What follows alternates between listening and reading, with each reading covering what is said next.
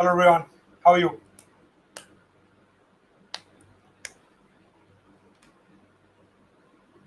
Good evening.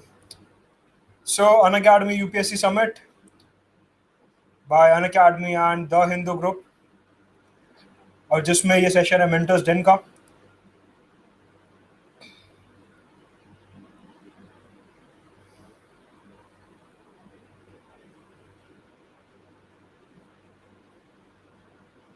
I'm good. How are you all? How are you all?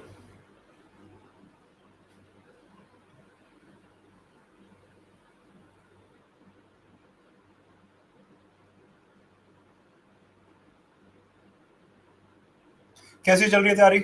House preparation going? तैयारी कैसे चल रही है? सबसे पहले बताइए आप कौन से ईयर के लिए प्रिपेयर कर रहे हैं? For which year you are actually preparing? कौन से ईयर के लिए प्रिपेयर कर रहे हैं आप लोग? So that I can have an idea.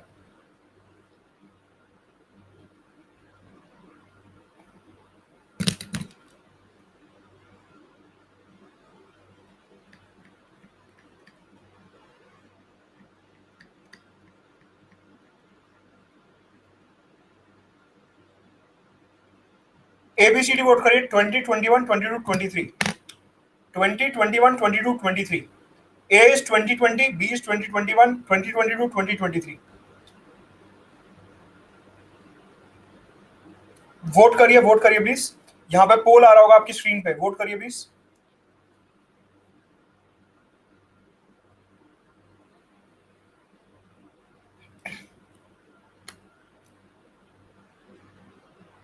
Okay, fair enough.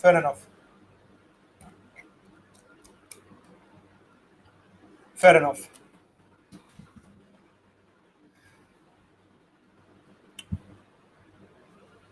Now, what according to you, अगर हम बात करें यूपीएससी प्रिपरेशन की, what according to you is the first source that we should refer to? What according to you is the first source that we should refer to? What is the first source? पहला कौन सा ऐसा source है that we should refer to according to you? NCERT newspaper. Okay, NCERT newspaper.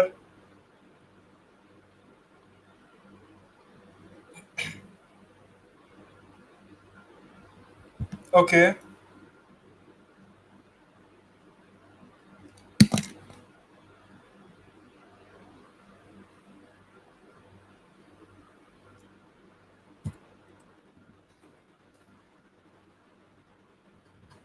सबसे पहले while preparing the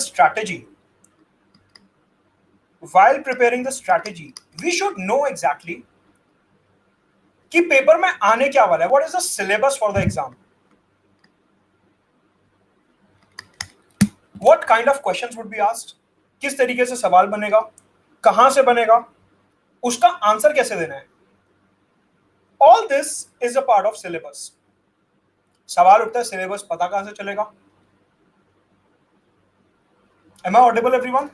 Am I audible, everyone? Am I audible? Audible, visible, everyone? All right. All right.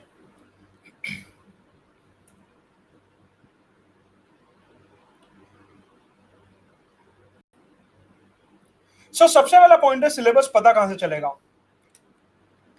Previous year questions, pre and mains, they are the best way, they are the best solution to know about the syllabus. Previous year questions, सवाल उठता है कितने साल के? Approximately 20 years.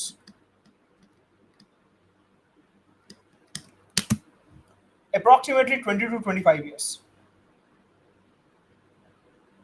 अगर आप 20 से 25 साल के क्वेश्चंस देख रहे हो, you'll have fair amount of idea of what kind of questions would be asked in the exam. First of all, do you get this point or not? Yes or no?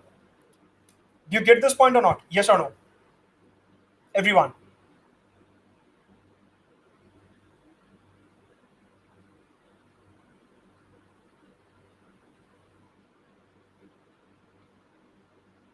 जो actual में preparation start होती है, that is with the help of these previous year questions. That is with the help of these previous year questions, क्योंकि यहीं से आपको idea लगेगा what to read and what to skip.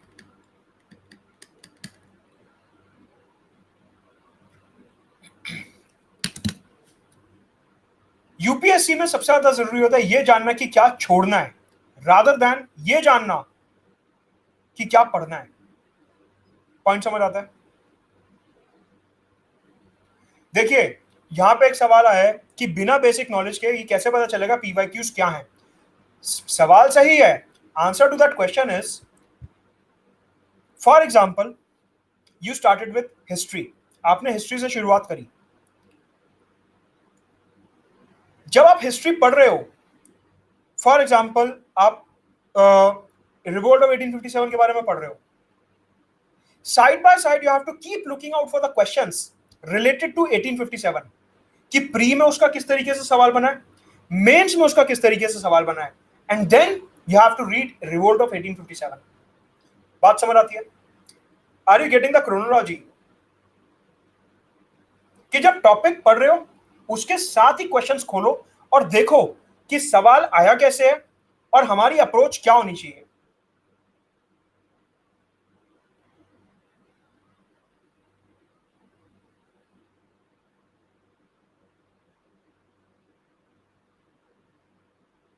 This is the first step. Based upon the previous year questions, you have to make your notes. Based upon the previous year questions, you have to make your notes. आपको अपने notes बनाने हैं based upon the previous year questions. As in कि अगर इस direction से, इस approach से सवाल आया हुआ है तो आपको किस तरीके से नोट्स बनाने हैं।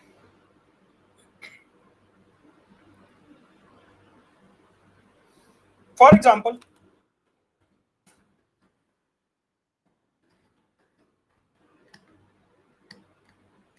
Mains 2013 there was a question.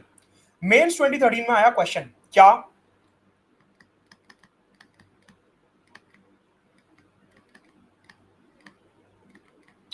discuss the significance of Gujarat doctrine in the foreign policy of India. 200 words, 12.5 marks. Now whenever you are reading the newspaper, उसमें आपको नेबरहुड से रिलेटेड कोई क्वेश्चंस आते हैं तो आपको ध्यान रखना है कि उसमें Gujral doctrine, even though it was formulated in 1997 1998, but then also there are questions related to it in mains 2013. Point समझ रहे हो everyone? Are you getting this point? कि जब आप अखबार पढ़ रहे हो तो आपके माइंड में ये, इस क्वेश्चन को देख के ये समझ आना चाहिए कि हाँ मेरे को नेबरहुड में सारे पॉइंट्स एक जगह कलेक्ट करने हैं so that I can write an answer on Gujral doctrine, I can write an answer on neighbourhood first policy, I can write an answer on look east act east policy. Connect हो रहा है?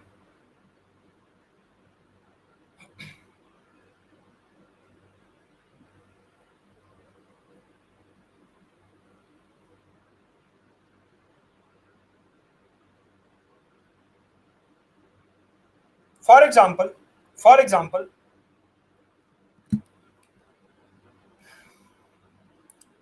आजकल India Nepal के ऊपर news काफी ज्यादा आ रही है अखबार में, यस और no? India Nepal, India China, India Pakistan, इन 3 देशों के ऊपर न्यूज काफी ज्यादा आ रही है अखबार में, करेक्ट?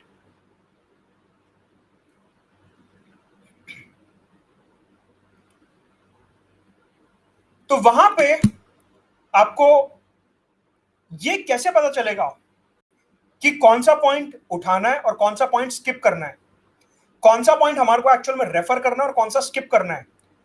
वो इन क्वेश्चन से ही समझ आएगा, क्योंकि कुछ एडिटोरियल ऐसे होते हैं जो पॉलिटिकल इन नेचर होते हैं। ऐसे काफी सारे एडिटोरियल्स होते हैं जो पॉलिटिकल इन नेचर होते हैं, जो हम डिप्लोमेसी में नहीं लिख सकते, जो आप आंसर में नहीं लिख सकते। ऐसे बहुत सारे एडिटोरियल्स होते हैं which you cannot really quote in the exam.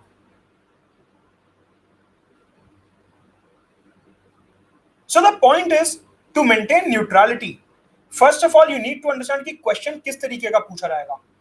उसके बाद हम न्यूज़पेपर से उसके रिगार्ड्स में क्वेश्चन पॉइंट्स उठा सकते हैं। फॉर एग्जांपल, अगर क्वेश्चन है गुजरात डॉक्ट्रिन पे आता है, नेपाल से रिलेटेड कोई भी न्यूज आ रही है, अगर हमने कोई कंसेशन दिया है नेपाल को, यूनिलैटरल कंसेशन, तो हम यहां से पॉइंट उठा के इस आंसर के लिए तैयार कर सकते हैं। Apart from this, let us take another question दूसरा क्वेश्चन लेते हैं, मेंस का ही क्वेश्चन है प्रीवियस ईयर्स में, एंड दैट क्वेश्चन इज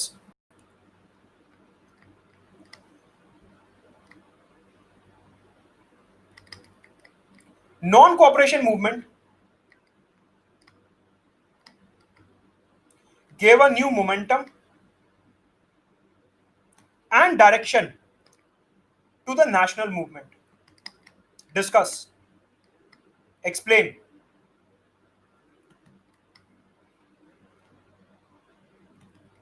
ये 12.5 मार्क्स का क्वेश्चन था. You had to write this in 250 words, around 250 words.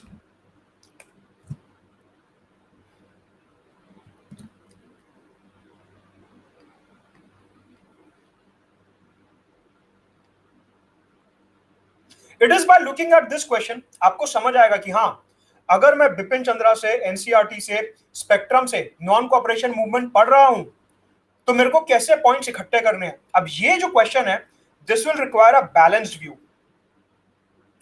This will require a balanced view. See, सबसे पहले यहां पे लगेगा बैलेंस्ड व्यू.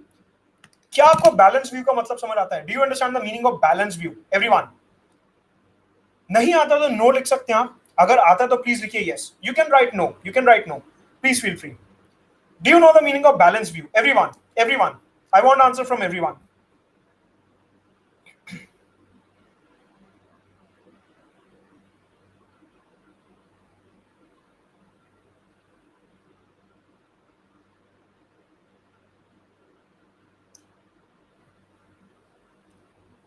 सो यहां पे बैलेंस व्यू का मतलब है थोड़ी सी अच्छाई और थोड़ा सा क्रिटिसिज्म. थोड़ी सी अच्छाई और थोड़ा सा criticism, so that we are neither rightist nor leftist. We are in the centre. Point समझ आता है? पॉइंट समझ आता है? एवरीवन. हमारे को एकदम सेंटर में रहना है, एकदम सेंटर में, न राइटिस्ट न लेफ्टिस्ट.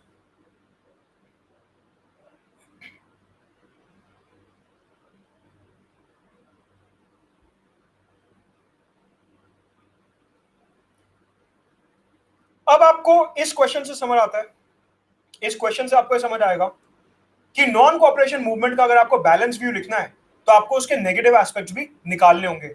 यूजुअली पढ़ते हुए हमारा क्या सिनेरियो रहता है कि अच्छा, नॉन कोऑपरेशन मूवमेंट है तो सिर्फ इसके पॉजिटिव पॉइंट्स होंगे, इसके सिर्फ पॉजिटिव पॉइंट्स होंगे. करेक्ट? अग्रीड? कि अगर नॉन कोऑपरेशन मूवमेंट है तो इसके तो पॉजिटिव पॉइंट्स होंगे, नेगेटिव तो इसमें कुछ होगा ही नहीं. यही माइंडसेट रहता है.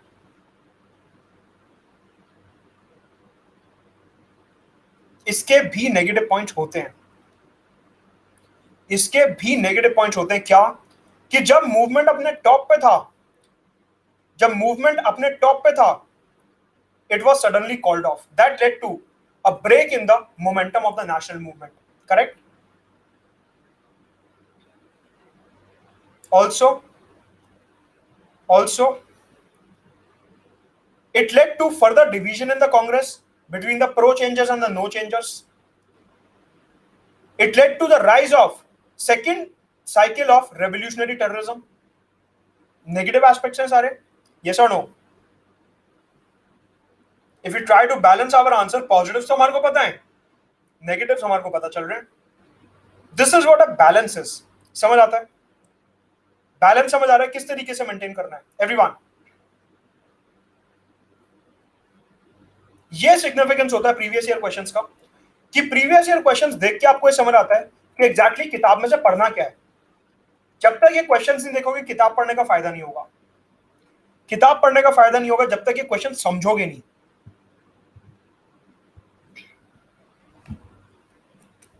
पॉइंट समझ आता है? Everyone, is this clear?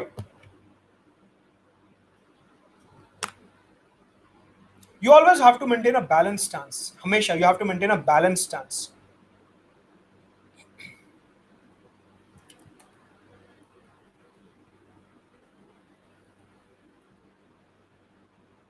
Every question, mains में कैसा भी क्वेश्चन आए, आपको बैलेंस व्यू ही लिखना है. क्वेश्चन पेपर यूपीएससी की वेबसाइट पे आपको मिल जाएगा, प्रीवियस ईयर पेपर्स। वरना मार्केट में काफी सारी बुक्स आती हैं, आप वो खरीद सकते हो अलग अलग पब्लिशर्स की, उसमें सब्जेक्ट वाइज क्वेश्चंस को अरेंज करा हुआ होता है, आप वो ले सकते हो। कोई से भी पब्लिशर की किताब आप ले सकते हो, प्री और मेंस दोनों के लिए। प्री और मेंस दोनों के लिए किसी भी पब्लिशर की आप बुक ले सकते हो।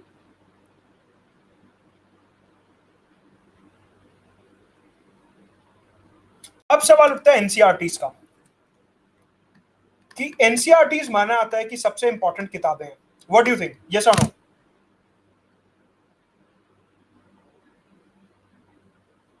NCERTs are most important.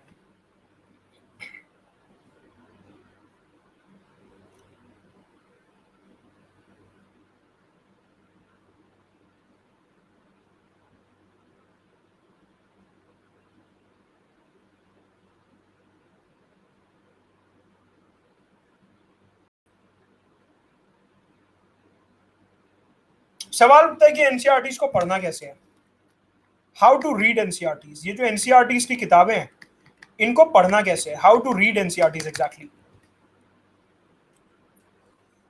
Ji, NCERTs पढ़ते हुए कभी भी 6 to 12 नहीं पढ़ना, कभी भी 6 to 12 नहीं पढ़ना, हमेशा आपको पढ़ना 12th to 6th, always 12th to 6th, उल्टा चलना है। पूछिए क्यों, पूछिए क्यों।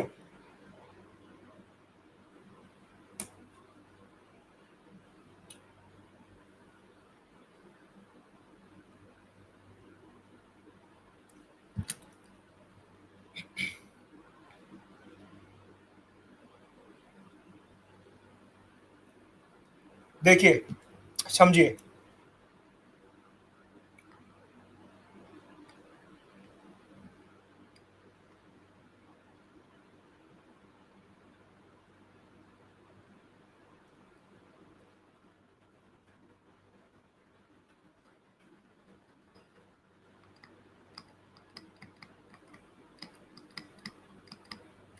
लेट अस से 12th क्लास की एनसीईआरटी में एक चैप्टर दिया है नेचुरल वेजिटेशन। लेट अस से नेचुरल वेजिटेशन,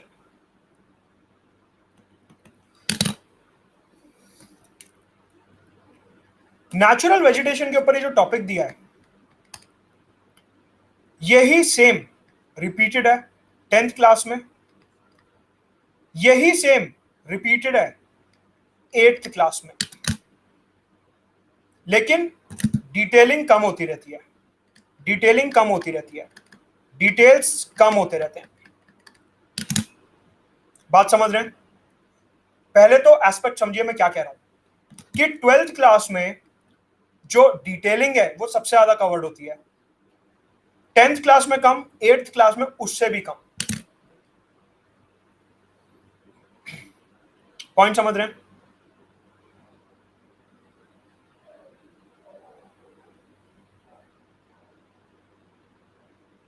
नाउ बात ये समझिए, अभी आता हूं बाकी सब्जेक्ट्स पे भी, अभी आ रहा हूं। बात ये समझिए, आप में से कुछ लोगों ने एक क्वेश्चन उठाया कि हमारे को बेसिक से कवर करना है, यस और नो? आप में से कुछ लोगों ने सवाल उठाया कि हमारे को बेसिक से कवर करना है, यही सवाल उठाया, यस? कि बेसिक समझ कैसे आएगा?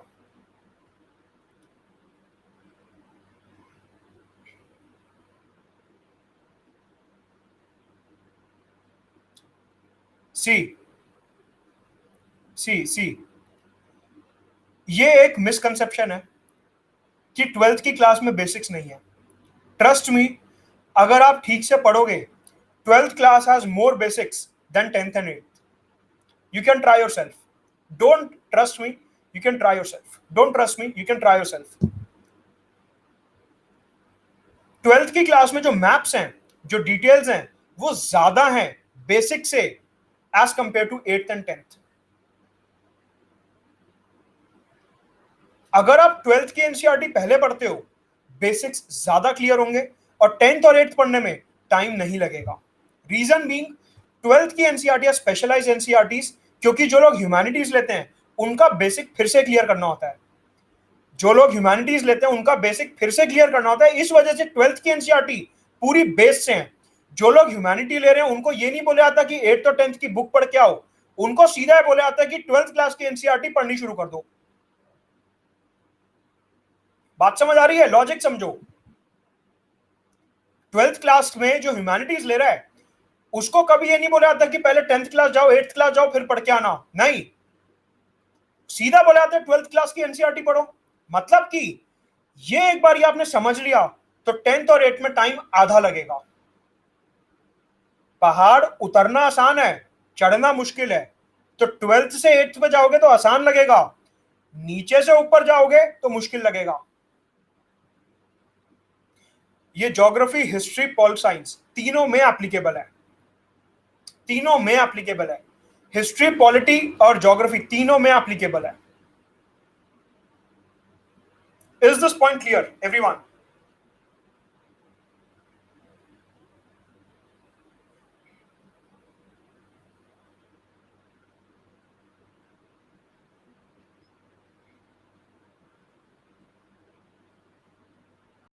इकोनॉमी की जो एनसीईआरटीज है they are not linked. 9th 10th 11th 12th they are not linked at all. उनमें टॉपिक्स ही अलग हैं, तो चाहे उसमें कोई सी भी पहले पढ़ लीजिए, फर्क नहीं पड़ेगा, क्योंकि जो 12th में टॉपिक्स है उनका नाम भी नहीं मिलेगा 9th और 10th में। They are completely different. History, polity and geography, these three are related, these three are related, लेकिन economy is not related at all. Science is also not related at all. थोड़े बहुत repetitions हैं, but science में 12th class की bio की NCERT और 11th class की bio की NCERT selectively they are important. Macro macro, ये पॉइंट समझ आ रहा है? Top down approach, top down approach, top down approach, top down approach. Everyone, this is the best way to cover any NCERT.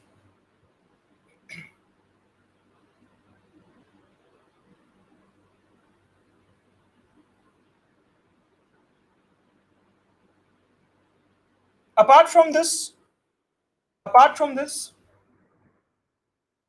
let us say आपने NCERT का एक chapter cover करा, you covered one chapter of NCERT. You covered one chapter from NCERT. Please, please, please, please, please do cover the back exercises as well. They are the most important thing in an NCERT. Please do cover the back exercises.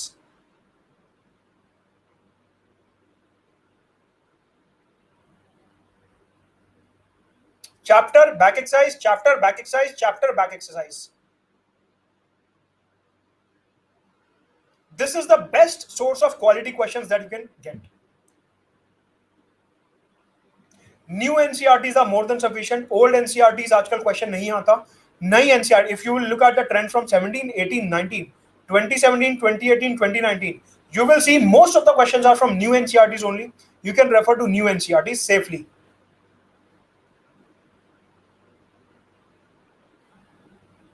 Everyone, is this point clear? Is this point clear?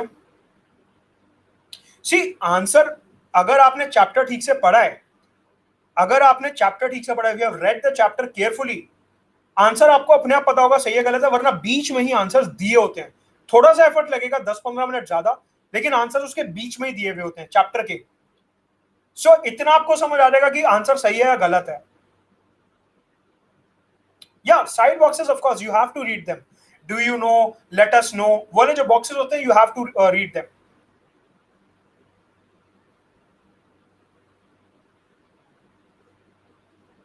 New NCERT for history 2। इतना समझ आता है पहले बताइए? इतना समझ आता है यहां तक स्टोरी क्लियर है एवरीवन? इतनी स्टोरी क्लियर है?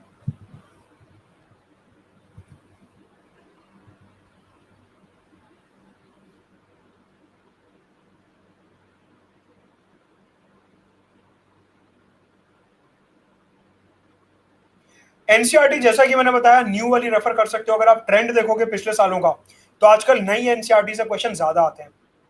एक सवाल आ रहा है कि 11 12 की बायो की एनसीईआरटी इंपॉर्टेंट है या नहीं है। देखिए 2019 का prelims, 2019 prelims, there were two questions directly from 12th class bio NCERT, verbatim questions, 12th class bio NCERT. Coming to current affairs in a while, allow me 5 minutes. 2 question थे directly from bio NCERT 12th class, verbatim questions. मैंने इसका analysis भी किया था, question का source भी दिखाया था। अगर आपने मेरी स्ट्रैटेजी सीरीज देखी है तो उसमें मैंने question wise, page number wise दिखाया है कि 2 क्वेश्चन डायरेक्टली 12th क्लास की बायो एनसीईआरटी से थे।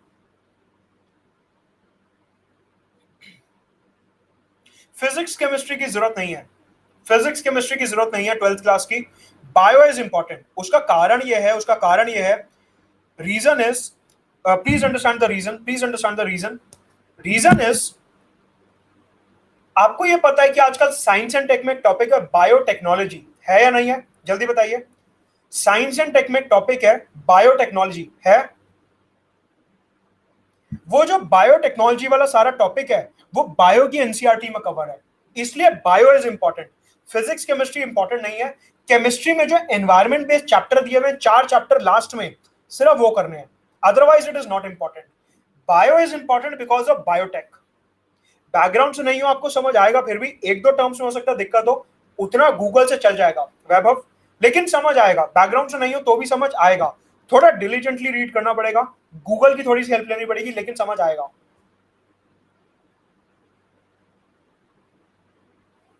Physics chemistry 9-10, physics chemistry bio 9-10 और बायो की 11-12 दोनों, बायो की 11-12 दोनों। एवरीवन बात समझ आ रही है? अभी आ रहा हूं दूसरी बुक्स पे।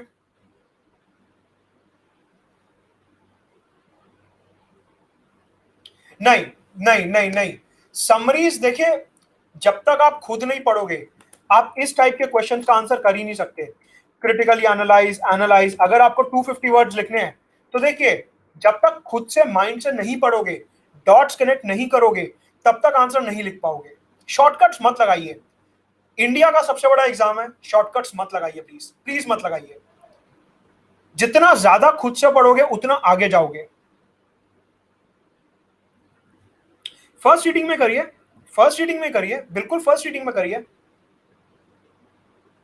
अभी आ रहा हूं करंट अफेयर्स पे। यहां तक बात समझ आ रही है एवरीवन? इधर तक बात समझ आ रही है कि कैसे एनसीईआरटी में प्रोसीड करना है? इतनी बात समझ आ रही है? सारे डाउट्स पे आ रहा हूं आपके मैं,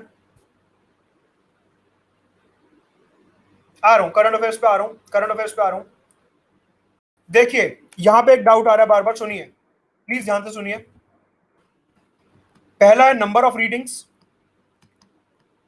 पहला है नंबर ऑफ रीडिंग्स और दूसरा सवाल करा जा रहा है नोट्स ऑफ एनसीईआरटी। यही दो डाउट्स हैं, यही दो डाउट्स हैं, नोट्स और नंबर ऑफ रीडिंग्स, करेक्ट? यही दो डाउट्स पूछे आप लोगों ने। सुनिए अब,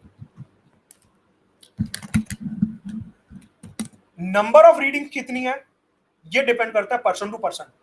अगर आप मेरा पर्सनल ओपिनियन पूछो, आई यूजुअली प्रेफर एक रीडिंग, उसी में ही नोट्स बना दो, उसी में ही एक्सरसाइज कर दो, जिससे बार बार टाइम खराब ना हो। All of you are smart enough कि एक बारी में समझ सको, टाइम ज्यादा लगा लो, समझने में टाइम लगा लो, लेकिन एक रीडिंग करो।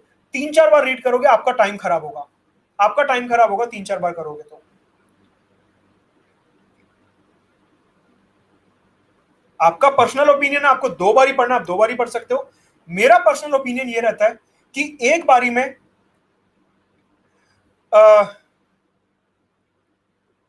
अगर आप रीड कर रहे हो एक बारी में तो टाइम एफिशिएंट रहता है काफी ज्यादा। फॉर एग्जाम्पल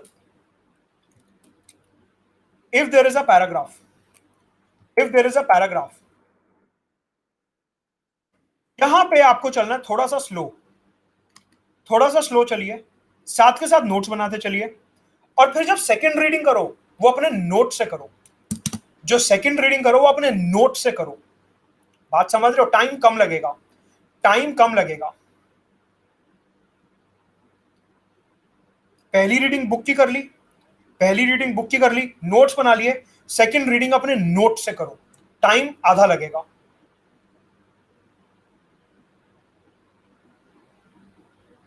साथ के साथ सवाल उठता है कि नोट्स कैसे बनाने हैं, नोट्स कैसे बनाने हैं? देखिए यहां पे एक ट्रिक है, यहां पे एक ट्रिक है। क्या? सबसे पहले जब आप रीड कर रहे हो, जो जो आपको इंपॉर्टेंट लगता है उसके नोट्स बनाइए बुलेट फॉर्म में, बुलेट फॉर्म में नोट्स बनाइए। अब ट्रिक क्या है यहां पे?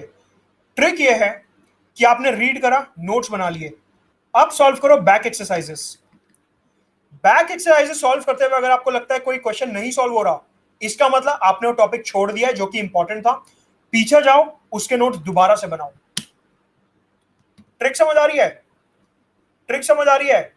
पहली रीडिंग करी, नोट्स बना लिए, बैक एक्सरसाइजेस करी। अगर हमारे को लगता है कि क्वेश्चन सॉल्व नहीं हो रहा, मतलब वो वाला टॉपिक मैंने छोड़ दिया अपने नोट्स में, चैप्टर में जाओ, वो वाला पॉइंट उठाओ जो रह गया और उसको अपने नोट्स में डाल लो।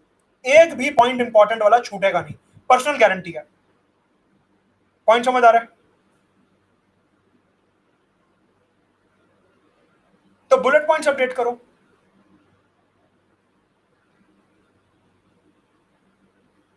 Getting it? Getting it? आ रहा हूं हिस्ट्री में।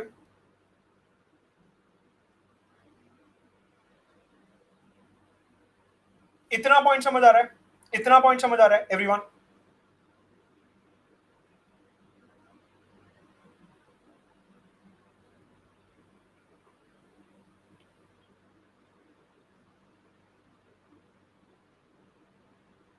Now coming to another question, जो बुलेट पॉइंट मतलब क्रिस्प पॉइंट्स, जैसे ये देखो, ये स्लाइड में है ना, देखो bullet point, bullet point one, bullet point two, इस तरीके से इन्हें बुलेट पॉइंट कहते हैं। इसे बुलेट पॉइंट कहते हैं, मतलब कि लंबे लंबे लंबे लंबे पैराग्राफ नहीं लिखने, ऐसे शॉर्ट में नोट्स बनाओ जिससे कि जब रिवाइज करो तो माइंड में फटाफट फटाफट बात बैठती रहे। एक ट्रिक और बतानी है मेरे को, आपको प्लीज ध्यान रखिए, एक ट्रिक और बतानी है, प्लीज ध्यान से सुनिए। एनसीईआरटी की ट्रिक नंबर 2,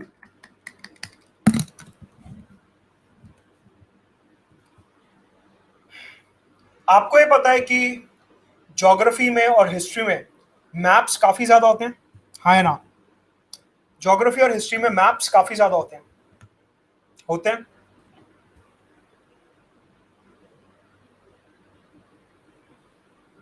अच्छा, जब आप स्कूल में थे, आपने वो देखा था 50 पैसे का पेपर वाला मैप आता था? 50 पैसे का पेपर वाला मैप आता था, व्हाइट कलर का, ब्लू कलर का, अलग अलग कॉन्टिनेंट्स का भी आता था, south America, north America, Africa, Australia, Asia, India etcetera, India physical, India political. Yes. अब देखिए, अब देखिए, वो वाले मैप्स जो हैं, या तो मार्केट से खरीद लीजिए या फिर गूगल पे, गूगल इमेजेस में फ्रीली अवेलेबल है, गूगल इमेजेस में फ्रीली अवेलेबल है। फॉर एग्जाम्पल, अगर आप पढ़ रहे हो लेट अस से इंडस्ट्रीज के बारे में, इंडस्ट्रीज के बारे में, कौन सी इंडस्ट्री कहां है, जब पढ़ रहे हो साथ के साथ मैप बनाते रहो, साथ के साथ मैप बनाते रहो। ज्योग्राफी कभी नहीं भूलोगे, ज्योग्राफी कभी नहीं भूलोगे। साथ के साथ नोट्स बनाओ, मैप बनाओ और उसे नोट्स में पेस्ट कर लो, साइड बाय साइड।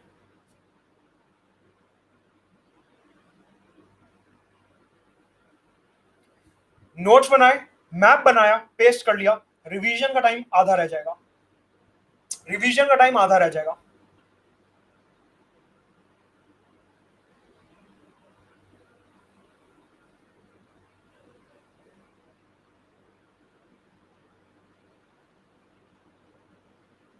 देखिए, रीडिंग का कोई सब्स्टिट्यूट नहीं है। आप में से कितने लोगों को रीडिंग नहीं पसंद? नोट्स को नोट्स में पेस्ट कर लीजिए। अगर ई नोट्स बनाते हो तो गूगल से डाउनलोड कर लो। आप में से कितने लोगों को रीडिंग नहीं पसंद?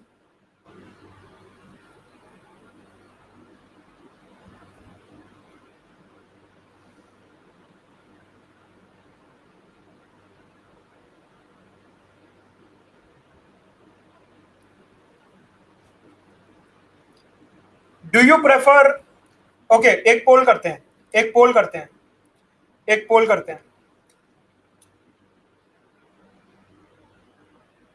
क्वेश्चन है, do you prefer audio video, yes or no, over books? Audio video over books? Please answer this, yes or no. Do you prefer audio video over books?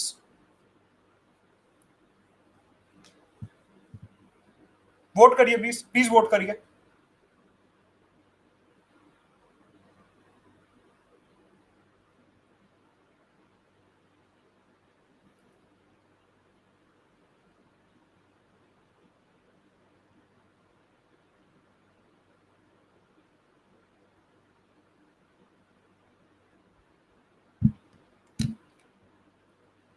C the point is कि UPSC में अगर आप prelims clear कर भी रहे हो using audio video, mains clear नहीं कर पाओगे, मेंस क्लियर नहीं कर पाओगे। यूपीएससी का मतलब प्रीलिम्स नहीं है, यूपीएससी का मतलब है प्री मेंस इंटरव्यू। लंबा सोचो, दूर का सोचो, लंबा सोचो, बड़ा सोचो। शॉर्ट टर्म गेन मत देखो। शॉर्ट टर्म में सोचोगे तो आगे जाके नुकसान होगा, अटेम्प्ट आफ्टर अटेम्प्ट देना पड़ेगा। शॉर्ट टर्म मत सोचो।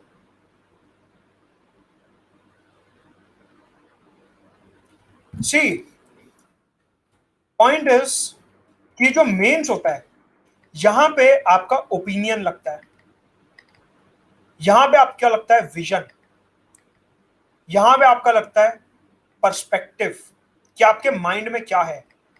और ये सिर्फ और सिर्फ तब डेवलप होगा जब किताब खुद पढ़ रहे हो।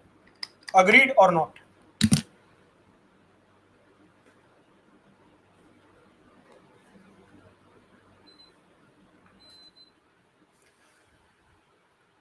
शॉर्टकट से कभी भी ये डेवलप नहीं होगा, शॉर्टकट से कभी भी डेवलप नहीं होगा। कितना मर्जी शॉर्टकट ले लो, प्रीलिम्स पक्का निकलेगा, प्रीलिम्स पक्का निकलेगा, लेकिन मेंस कभी नहीं निकल पाएगा, मेंस कभी नहीं निकल पाएगा। इट्स बेटर शॉर्टकट अभी से ही अवॉइड करो, डे वन से ही, और लंबा सोचो।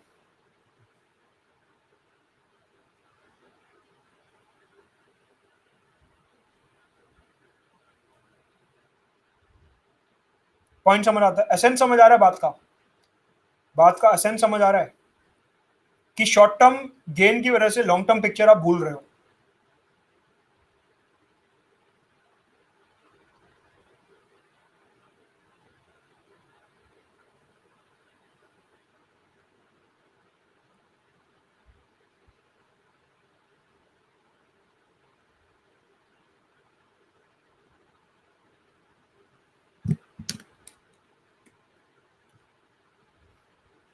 नाउ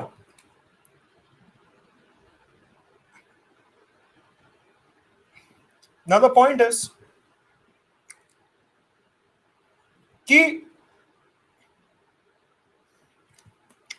आ रहा हूं उसी पे, आपने बुक्स पढ़ी, अब हो सकता है आप में से किसी को ज्योग्राफी मुश्किल लगती है, हो सकता है आप में से किसी को हिस्ट्री मुश्किल लगती है, हो सकता है इकोनॉमी में डब्बा गोल है कि कुछ समझ ही नहीं आ रहा दिमाग में क्या हो रहा है यहाँ पे इकोनॉमी में। उस टाइम पे ऑडियो वीडियो यूज होगा, उस टाइम पे ऑडियो वीडियो यूज होगा टू सप्लीमेंट योर कॉन्सेप्ट्स। बात समझ आ रही है?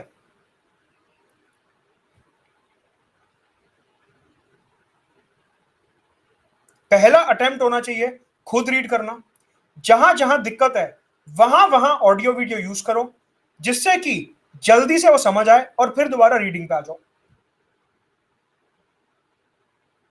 अब लिंक होता है, what is the role of books, what is the role of audio video. दोनों इंपॉर्टेंट हैं लेकिन सही टाइम पे। सिर्फ बुक्स पॉसिबल नहीं है, सिर्फ ऑडियो वीडियो पॉसिबल नहीं है, एक बैलेंस बना के चलो। अब सीधी सी बात है, सन उगता है ईस्ट में से, इसके लिए अगर वीडियो चाहिए तो फिर तैयारी करने का क्या फायदा। रिवोल्ट कब हुआ? 1857 में हुआ। अगर ये बताने के लिए भी आपको वीडियो चाहिए तो तैयारी का क्या फायदा। हाँ, रिवोल्ट में कौन सा फैक्टर इंपॉर्टेंट था, अर्बन जनता थी या रूरल थी, फार्मर थे या मिडिल क्लास इंटेलिजेंसिया थे, उसके लिए वीडियो जरूरी है कि किस तरीके से एनालिसिस किया जाए, उसके लिए जरूरी है वीडियो। बात समझ रहे हो?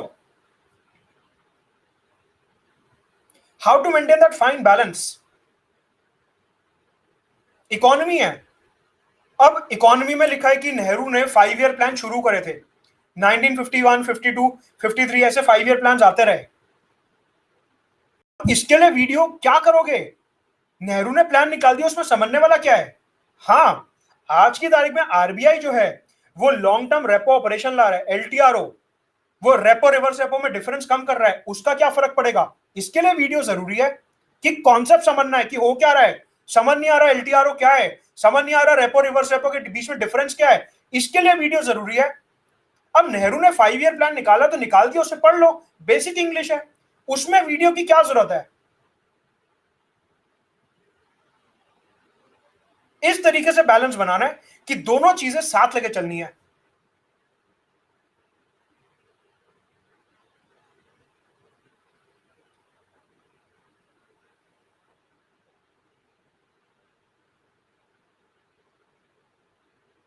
अब मान लीजिए अभी राजनाथ सिंह रशिया गए हुए हैं, राजनाथ सिंह रशिया गए हुए हैं, तो ऑडियो वीडियो इसलिए नहीं देखना कि राजनाथ सिंह रशिया गए, बहुत अच्छा वीडियो था, मजा आ गया जान के कि राजनाथ सिंह रशिया में है। नहीं, रशिया में क्या हुआ, कौन सी डील साइन हुई, उसका इंडिया पाकिस्तान चाइना पे क्या फर्क पड़ेगा, हमारी सिक्योरिटी पे क्या फर्क पड़ेगा, हमारे cultural people to people ties पे क्या फर्क पड़ेगा, वो जानना है।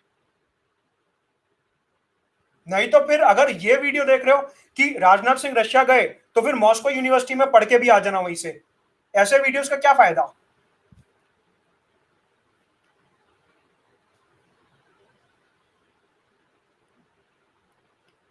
पॉइंट समझ आ रहा है?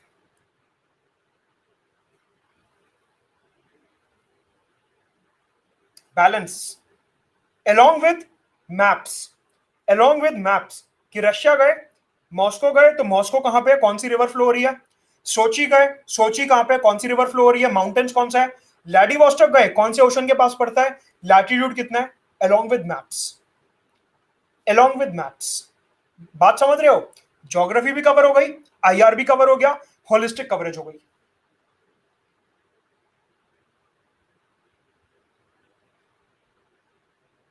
आ रहा हूं, अभी मैथ्स पे आ रहा हूं, 5 मिनट दीजिए।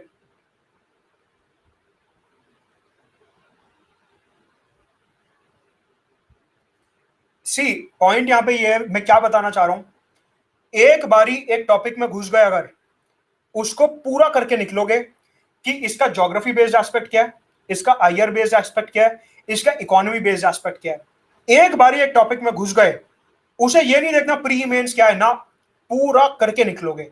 अब उसमें जहां जहां रुक रहे हो वहां वहां वीडियो देखते रहो, जहां नहीं रुक रहे पढ़ के फटाफट खत्म करो।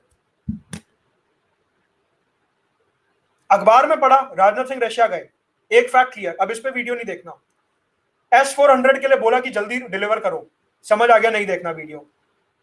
चाइना से रिलेटेड कोई बात हुई, नहीं समझ आया, चलो इसका वीडियो खोलो फटाफट। बात समझ आई?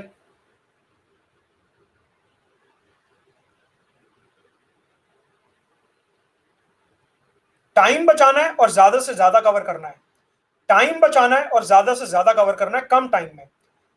अब यूजुअली लोगों के मन में मिसकंसेप्शन क्या होता है कि एक काम करता हूं, शॉर्टकट देख लेता हूं, सारे के सारे एस्पेक्ट्स कवर हो जाएंगे, वो शॉर्टकट के चक्कर में कॉम्प्रिहेंसिव तैयारी रह जाती है। टाइम ऐसे नहीं बचेगा कि शॉर्टकट देख लिया, टाइम ऐसे बचेगा कि स्मार्टली पढ़ो, जहां जरूरत है सिर्फ वो पढ़ो।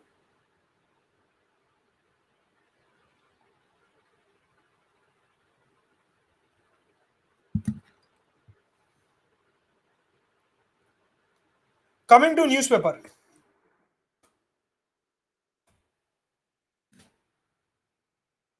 आप में से कितने लोगों को लगता है कि न्यूज़पेपर पढ़ना काफी मुश्किल है?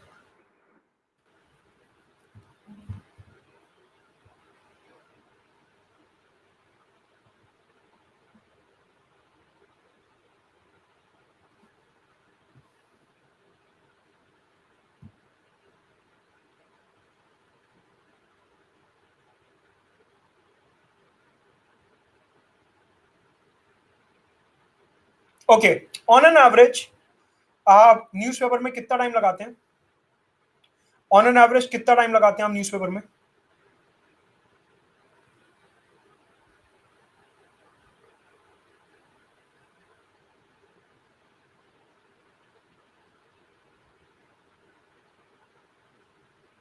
Okay, tell me what is the average time, average ideal time required to cover the newspaper, आपके हिसाब से आइडियल टाइम क्या है? Ideal time along with note making, reading and note making, ideal time कितना है?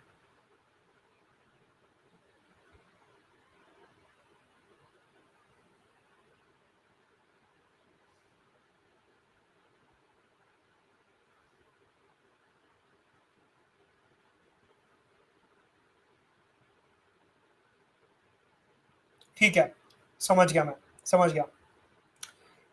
लॉजिकली बात करते हैं, let us talk on the basis of facts. एक बात बताइए, यूपीएससी में करंट अफेयर्स का वेटेज कितना है? यूपीएससी में करंट अफेयर्स का वेटेज कितना है? परसेंटेज में बताइए, परसेंटेज में। यूपीएससी में करंट अफेयर्स का वेटेज कितना है परसेंटेज में?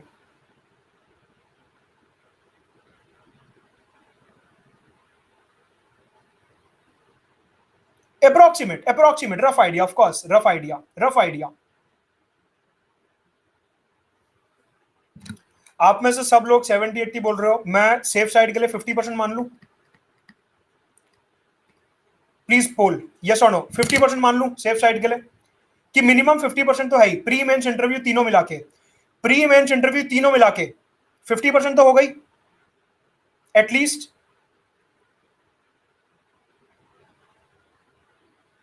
फिफ्टी परसेंट तो हो गई। और जब मैं बात करता हूं यूपीएससी की, यूपीएससी मेरे लिए प्री मेंस इंटरव्यू, सिर्फ प्री नहीं, प्री मेंस इंटरव्यू तीनों की बात करता हूं मैं। ठीक है, मान लिया 50% है। अब एक बात बताइए, ये हो गया फैक्ट नंबर 1, फैक्ट्स के बेसिस पे बात करेंगे। एक बात बताइए जल्दी से, आप रोज कितने घंटे पढ़ते हो? आप रोज कितने घंटे पढ़ते हो दिन में?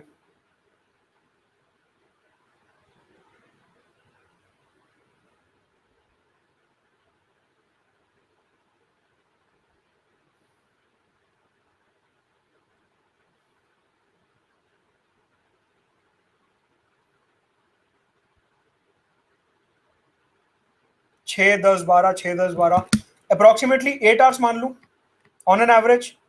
प्लीज पोल करिए, ऑन एन एवरेज 8 आवर्स मान लू,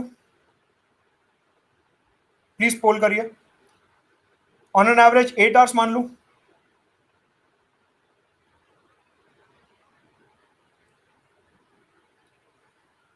अब एक बात बताइए, बेसिक मैथ्स है बहुत ज्यादा, जिस चीज की वेटेज 50% है उसको आप 8 घंटे में से 1 घंटा दे रहे हो, विच इज नॉट इवन 25%। ये कहां का लॉजिकल रीजनिंग है, जरा समझाओ। अरे तो आप ही की बात कर रहा हूं मैं, मेरी तरफ से कोई फैक्ट नहीं है, जो आपने बताया मैं सिर्फ वो बात कर रहा हूं।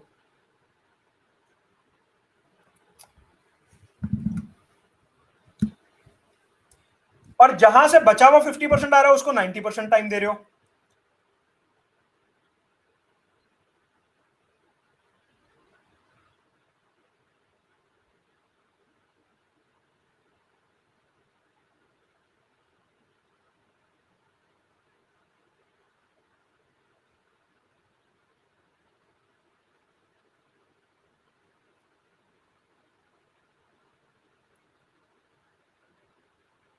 पॉइंट समझ आ रहा है?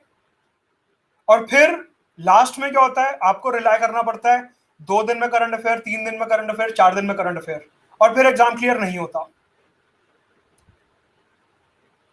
It takes time, I do agree कि स्टैटिक टाइम लेता है, लेकिन करंट का पोर्शन भी तो स्टैटिक पे ही बेस्ड है।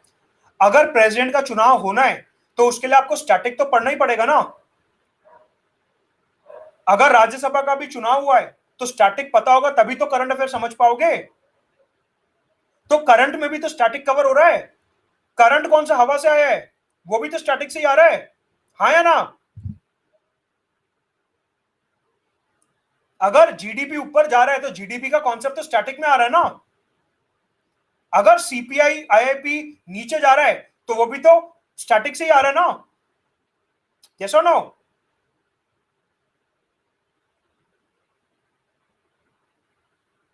फिर आधे घंटे में अखबार कहां से कर लोगे बताना, कहां से करोगे आधे घंटे में अखबार, बताओ जल्दी। पॉइंट समझ आ रहा है कि मैं पॉइंट क्या बोल रहा हूं? कि कम से कम कोशिश करिए कि 3 घंटे न्यूज़पेपर को दे रहे हो कॉम्प्रिहेंसिव।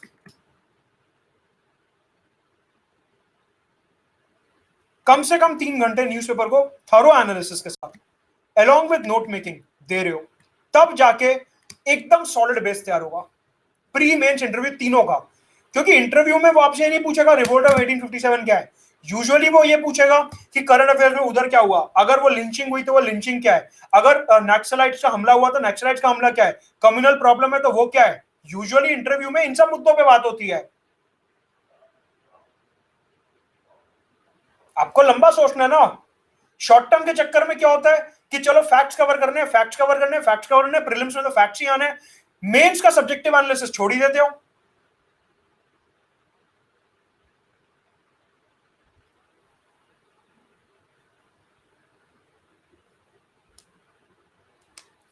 पॉइंट समझ आ रहा है?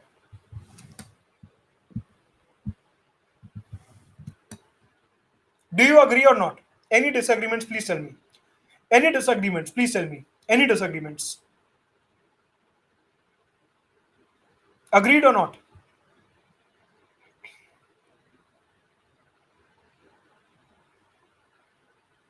Always take a decision on the basis of data.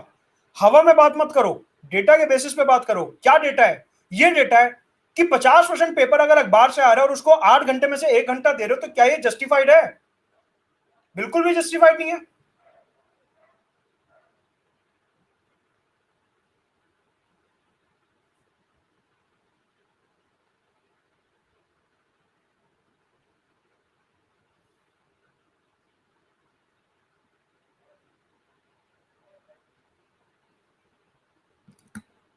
Now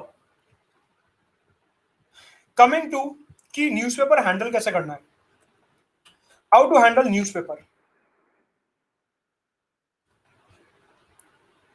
see, UPSC की तैयारी हार्दिक कभी ऐसे नहीं होती कि आप पहले स्टैटिक करोगे फिर करंट करोगे। उस टाइमलाइन के हिसाब से आपको कम से कम 3 साल लगेंगे। अगर हम इस माइंडसेट से चल रहे हैं कि पहले हमारे को स्टैटिक करना है फिर करंट करेंगे, तो तैयारी हो नहीं पाएगी। ऐसे दोनों चीजें साइड बाय साइड करनी पड़ेंगी। बिल्कुल बनाने हैं, सभी साइड बाय साइड तैयारी करते हैं। कोई ऐसे नहीं करता कि पहले स्टैटिक करेंगे फिर करंट करेंगे। उसके लिए तो 2 से 3 साल चाहिए आपको तैयारी के लिए।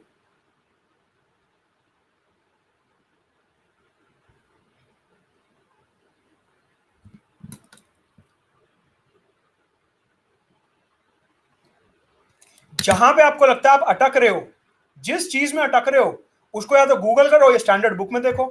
ये तो इन्वेस्टमेंट करनी पड़ेगी ना टाइम की।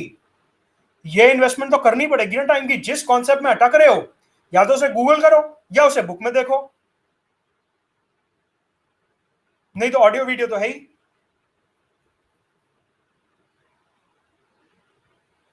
पॉइंट समझ आता है?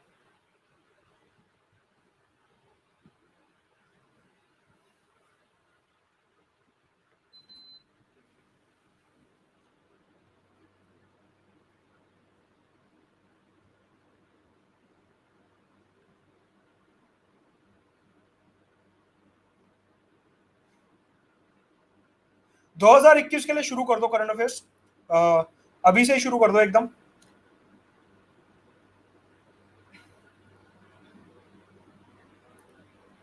अगर 2022 है तो फिर फरवरी से करना, फरवरी 2021 से। अगर 2022 टारगेट है तो 2021 फरवरी से स्टार्ट करना करंट अफेयर्स। अभी स्टैटिक कर सकते हो। स्टैटिक का मतलब हिस्ट्री ज्योग्राफी जो चेंज नहीं होता, ये सब।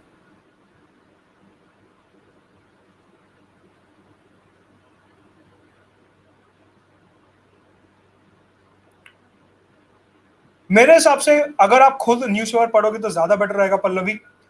मेरे हिसाब से खुद पढ़ना ज्यादा बेटर है। कमिंग टू न्यूज़पेपर कौन सा न्यूज़पेपर पढ़ना है, प्लीज ध्यान से सुनिए। अगर मैं बात करूं यूपीएससी के डेटा की, अगर मैं बात करूं यूपीएससी के डेटा की कि यूपीएससी के सवाल यूजुअली कहां से आते हैं, तो 2018 और 19 का एडिटोरियल्स पे आता हूं। 2018-19 का डेटा हमारे को दिखाता है कि कुछ सवाल एनवायरमेंट इकोलॉजी और साइंस टेक के हिंदू से थे, और इकोनॉमी बेस्ड सवाल इंडियन एक्सप्रेस से थे। हिंदू की इकोनॉमी की कवरेज काफी खराब है और इंडियन एक्सप्रेस की इकोनॉमी की कवरेज काफी अच्छी है।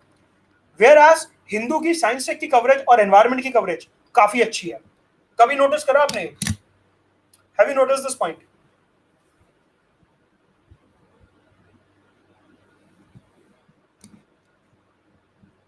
नहीं करा तो बता देता हूं कि अगर आप इकोनॉमी कवरेज की बात करते हो, अगर आप इकोनॉमी कवरेज की बात करते हो तो इंडियन एक्सप्रेस बेटर है। और अगर आप द हिंदू की बात करो तो उनका एनवायरमेंट इकोलॉजी साइंस टेक अच्छा है। सो द पॉइंट इज, आपको दोनों का मिक्स एंड मैच करके पढ़ना है। मिक्स एंड मैच का मतलब है कि इंडियन एक्सप्रेस में बिजनेस पेज पढ़ो और एक्सप्लेन्ड पेज पढ़ो। इंडियन एक्सप्रेस में एक पेज आता है एक्सप्लेन्ड पेज, काफी अच्छा पेज होता है।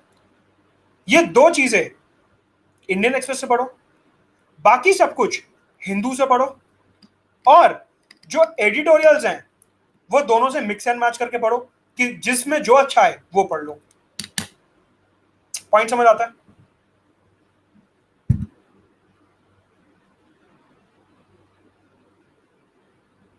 Yes, of course, you can have other government job as a backup. Of course, that would be a good option. That would be a good option.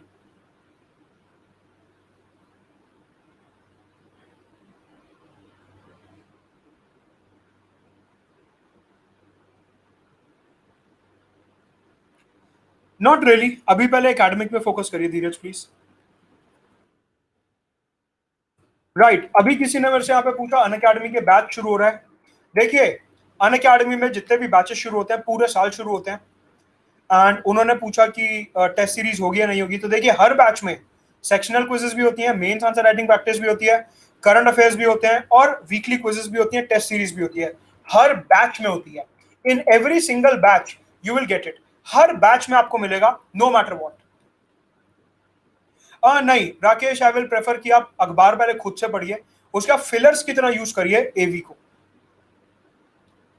Masters जरूरी नहीं है, bachelors is fine. Yes, PIB is required, of course PIB is required. Backup होना जरूरी है, backup होना जरूरी है। Kurukshetra important नहीं है इतनी, योजना काफी इंपॉर्टेंट है। अगर पब्लिक एडमिनिस्ट्रेशन आपका ऑप्शनल है तो कुरुक्षेत्र पढ़ सकते हो, अदरवाइज योजना काफी है। नोट्स बनाने जरूरी है एडिटोरियल्स के। मैगजीन्स की सिर्फ योजना और साइंस रिपोर्टर।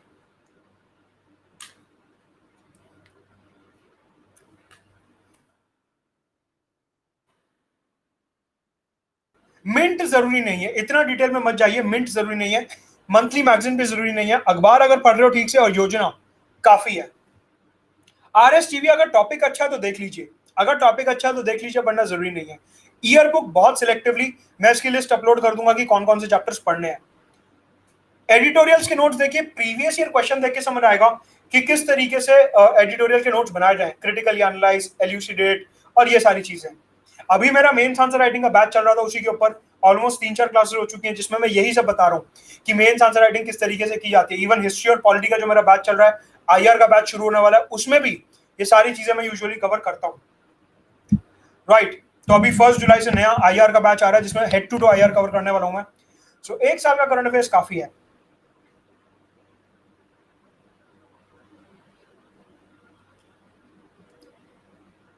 राइट, कुछ आइडिया लगा प्रिपरेशन का, कुछ आइडिया लगा। Thank you so much. कुछ आइडिया लगा, कुछ आइडिया लगा, कुछ क्लैरिटी मिली। डायरेक्शन इंपॉर्टेंट है, डायरेक्शन इंपॉर्टेंट है, डायरेक्शन इंपॉर्टेंट है, बहुत इंपॉर्टेंट है direction. Yes, please ask me any doubts, any doubts please पूछिए।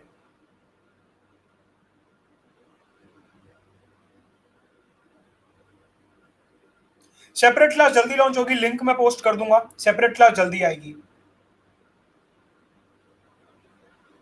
वर्किंग प्रोफेशनल्स के लिए मेरी एक ही एडवाइस रहती है, Monday to Friday current affairs पे ज्यादा फोकस रखिए, क्योंकि एक बार करंट अफेयर्स स्किप हो गए तो वो वापस करना बड़ा मुश्किल होता है। मंडे टू फ्राइडे फोकस रखिए करंट अफेयर्स पे ज्यादा।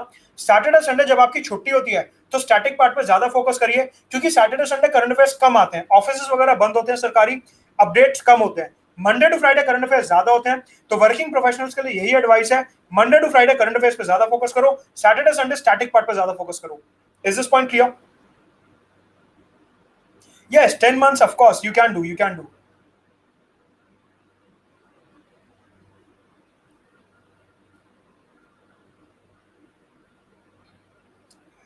We are already out of time और दूसरी क्लासेस शुरू होने वाली हैं, आपकी मृणाल सर की क्लास है। So I'll take your leave now. I'll take your leave and जल्दी और स्पेशल क्लासेस लाता हूँ। अन अकेडमी आप डाउनलोड कर लीजिए, आपको सारी क्लासेस का लिंक मिलता रहेगा। यू कैन फॉलो मी, मेरे को फॉलो कर सकते हैं, क्लिक दबा सकते हैं फॉलो करके। ये क्लासेस आती रहेंगी रोज। मेरी करंट अफेयर्स की क्लास होती है, आईआर का बैच आने वाला है, इंटरनल सिक्योरिटी चल रहा है, डिजास्टर मैनेजमेंट आने वाला है, पॉलिटी आने वाला है, आईआर का नया बैच आने वाला है, मॉडर्न हिस्ट्री चल रहा है। साथ ही साथ इकोनॉमी फुल फ्लेजेड बैच लेके आ रहा हूँ जुलाई में। You can subscribe to Unacademy using my referral code Mudit Gupta, simply मेरा नाम डालना है और बाकी मिलते हैं स्पेशल क्लासेस में, right? I will post the link. Thank you very much.